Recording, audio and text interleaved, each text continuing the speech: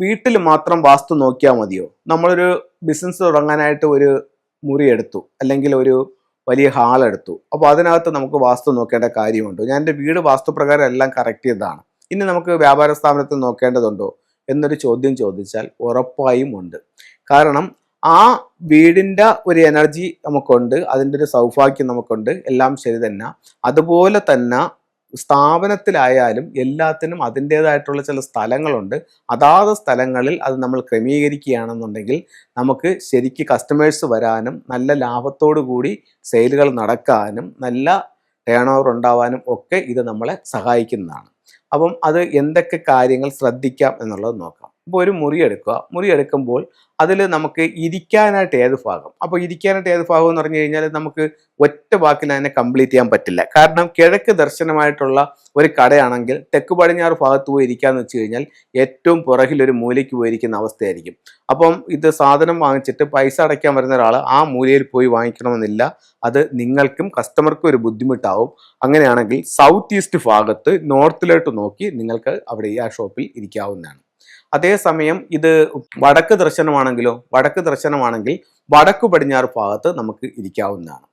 അതേപോലെ തന്നെ ഇത് തെക്ക് ദർശനമാണെങ്കിൽ ഏത് രീതിയിൽ ഇരിക്കാന്ന് വെച്ച് കഴിഞ്ഞാൽ തെക്ക് ദർശനമാണെങ്കിൽ തെക്ക് പടിഞ്ഞാറ് ഭാഗത്തും നമുക്ക് ഈ രീതിയിൽ ഇരിക്കാം. പടിഞ്ഞാറ് ദർശനമാണെങ്കിലും തെക്ക് പടിഞ്ഞാറ് ഭാഗത്തും നമുക്ക് ഈ രീതിയിൽ ഇരിക്കാം. അപ്പം നമുക്ക് ക്യാഷ് കൗണ്ടറും നമ്മൾ ഇരിക്കുന്നതും ഏത് ഭാഗത്താണെന്നുള്ളതിൻ്റെ ഒരു ഐഡിയ കിട്ടി. അത് കഴിഞ്ഞിട്ട് നമുക്കിതിൻ്റെ ഡോർ ഏത് ഭാഗത്തുനിന്ന് കൊടുക്കാം. ഡോർ ഏത് ഭാഗത്തുനിന്ന് കൊടുക്കാന്ന് പറഞ്ഞു കഴിഞ്ഞാൽ ഇപ്പോൾ ഭൂരിഭാഗം കടകളും ഷട്ടറാണല്ലോ. അപ്പം നമ്മൾ ഫാബ്രിക്കേഷൻ ചെയ്യുമ്പോഴത്തേക്ക് അല്ലെങ്കിൽ അതിൻ്റെ പാർട്ടീഷൻ ചെയ്യുമ്പോഴത്തേക്ക് ആ രീതിയിൽ നമുക്കതിനെ കറക്റ്റ് ചെയ്യാനായിട്ട് സാധിക്കും. അപ്പം കിഴക്ക് ദർശനമാണെങ്കിൽ വടക്ക് കിഴക്ക് ഭാഗത്ത് നിന്ന് എൻട്രൻസ് കൊടുക്കുക. തെക്ക് ദർശനമാണെങ്കിൽ തെക്ക് കിഴക്ക് ഭാഗത്ത് നിന്ന് എൻട്രൻസ് കൊടുക്കുക. പടിഞ്ഞാറ് ദർശനമാണെങ്കിൽ വടക്ക് പടിഞ്ഞാറ് ഭാഗത്ത് നിന്ന് എൻട്രൻസ് കൊടുക്കുക. അതല്ല വടക്കാണ് ദർശനമെങ്കിൽ വടക്ക് കിഴക്ക് നിന്ന് എൻട്രൻസ് കൊടുക്കുക. അപ്പം നമുക്ക് എൻട്രൻസുമായി ക്യാഷ് ഇരിക്കുന്ന സ്ഥലങ്ങളുമായി. ഇനി നമുക്ക് പെട്ടെന്ന് വിറ്റ് പോകേണ്ടതായിട്ടുള്ള സാധനങ്ങൾ, നല്ല പ്രോഫിറ്റ് കിട്ടുന്നതായിട്ടുള്ള സാധനങ്ങൾ, അത് ഏത് ഭാഗത്ത് വെക്കാം എന്ന് ചോദിച്ചാൽ അത് വടക്ക് പടിഞ്ഞാറ് ഭാഗത്ത് വെക്കാം. അടുത്തൊരു ചോദ്യം എന്ന് വെച്ച് കഴിഞ്ഞാൽ നമുക്ക് വടക്ക് കിഴക്ക് ഭാഗം എപ്പോഴും ഫ്രീ ആക്കി ഇടുന്നത് നമ്മുടെ ബിസിനസ് സുഗമമായി മുന്നോട്ട് പോകാനായിട്ട് നല്ലൊരു കാര്യമായി വാസ്തുവിൽ പറയുന്നു. അപ്പോൾ നമുക്ക് ഭാരമുള്ള വസ്തുക്കളും മറ്റുള്ള സ്റ്റോക്കുകളും ഏത് ഭാഗത്ത് ഇറക്കി വയ്ക്കാമെന്ന് ചോദിച്ചു കഴിഞ്ഞാൽ തെക്ക് പടിഞ്ഞാറ്, തെക്ക് പടിഞ്ഞാറ് എന്നീ ഭാഗങ്ങളിൽ ഇത്തരം സാധനങ്ങൾ ഇറക്കി വയ്ക്കാവുന്നതാണ്. അപ്പോൾ ഇത്തരത്തിലുള്ള കാര്യങ്ങൾ നിങ്ങൾ മെയിനായിട്ടും ഇത് കട പണിയുമ്പോൾ ഒന്ന് ശ്രദ്ധിക്കണം.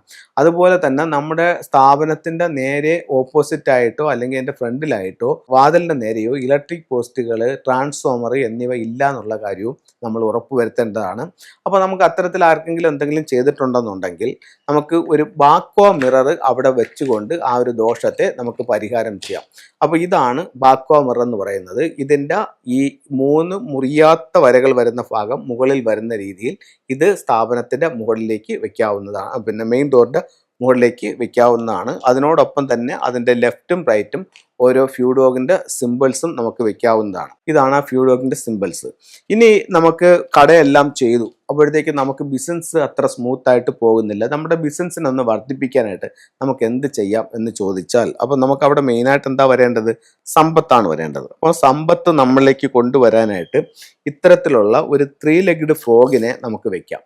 ഇത്തരത്തിലുള്ള ഒരു 3 legged ഫ്രോഗ് ഡോറിൽ നിന്നും കടയ്ക്കുള്ളിലേക്ക് കടന്നു വരുന്ന രീതിയിലും നമ്മുടെ ക്യാഷ് കൗണ്ടറിലേക്ക് നോക്കിയും ഈ ഫ്രോഗിനെ വെക്കുന്നത് ശരിക്കും സമ്പത്ത് നമ്മളിലേക്ക് വരാനായിട്ട് നല്ലൊരു ടൂളായി കണക്കാക്കുന്നുണ്ട്. അതുപോലെ തന്നെ കടയ്ക്ക് എപ്പോഴും ഒരു പോസിറ്റീവ് എനർജിയും ഒരു പോസിറ്റീവ് വൈബ്രേഷനും ഒക്കെ കിട്ടാനും നമ്മളിലേക്ക് സമ്പത്ത് വരാനും ഒരു ഹാപ്പിനെസ് നിലനിൽക്കാനുമായിട്ട് ഇത്തരത്തിലുള്ള ഒരു ട്രാവലിംഗ് ബുദ്ധയുടെ സ്റ്റാച്ചു നമുക്ക് സ്ഥാപനത്തിൽ വെക്കാവുന്നതാണ്. അതുപോലെ തന്നെ നമ്മുടെ തൊഴിൽപരമായിട്ട് നമുക്ക് അഭിവൃദ്ധി ഉണ്ടാവാനായിട്ട് നമുക്ക് നമ്മുടെ സ്ഥാപനത്തിൻ്റെ നോർത്തിൽ ഇത്തരത്തിലുള്ള ഒരു അരോന മത്സ്യത്തിൻ്റെ സ്റ്റാച്ചു വയ്ക്കാം. സ്ഥാപനത്തിൻ്റെ നോർത്തിലാണ്. നമുക്ക് പേര്, പ്രശസ്തി, അംഗീകാരം ഒക്കെ കിട്ടാൻ വേണ്ടിയിട്ട് നമുക്ക് നമ്മുടെ സ്ഥാപനത്തിൻ്റെ, അത് ഓരോ സ്ഥാപനത്തെയും ബേസ് ചെയ്തിരിക്കും ഈ ടൂളുകൾ. ഇതിൻ്റെ സൗത്തിൽ ഒരു വിക്ടറി ഹോഴ്സ് വെക്കാവുന്നതാണ്. ഇതിൻ്റെ സൗത്ത് ഭാഗത്ത് വെക്കാം. അപ്പോൾ ഇത്തരത്തിലുള്ള ഓരോ ടൂൾസും നിങ്ങളുടെ ജീവിതത്തിൽ വലിയ വിജയങ്ങൾ ഉണ്ടാക്കി തരട്ടെ എന്ന് പ്രാർത്ഥിച്ചുകൊണ്ട് നിർത്തുന്നു. നന്ദി, നമസ്കാരം.